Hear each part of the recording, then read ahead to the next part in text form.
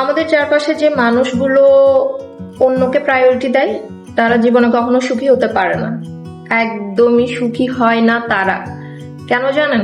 মানুষের সুখী হওয়া, ভালো থাকা সবসময় তার নিজের উপর বেশি নির্ভর করে, কিন্তু আমরা অধিকাংশ মানুষগুলোই নিজের চেয়ে অন্যকে বেশি প্রায়োরিটি দেই, অন্যের ভালো থাকার সাথে নিজেকে হারিয়ে ফেলি।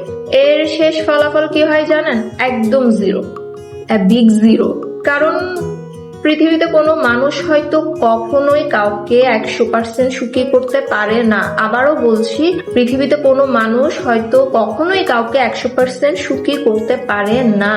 আই হোপ সুখী করার চেষ্টা করাটাই হচ্ছে ভীষণ অন্যায়। অন্যের মন পাওয়ার চেয়ে আমার মনে হয় কি আল্লাহর মন পাওয়া অনেক সহজ। বিশ্বাস করেন, আপনি যতটুকু শ্রম, সময়, ভালোবাসা দ্বিতীয় কোনো ব্যক্তির জন্য ইনভেস্ট করবেন, তার চেয়ে কম সংখ্যক যদি আপনি আল্লাহর প্রতি ডেডিকেটেড থাকেন, তাহলে আপনি বুঝতে পারবেন আল্লাহর কাছে আপনি কতটা প্রিয়।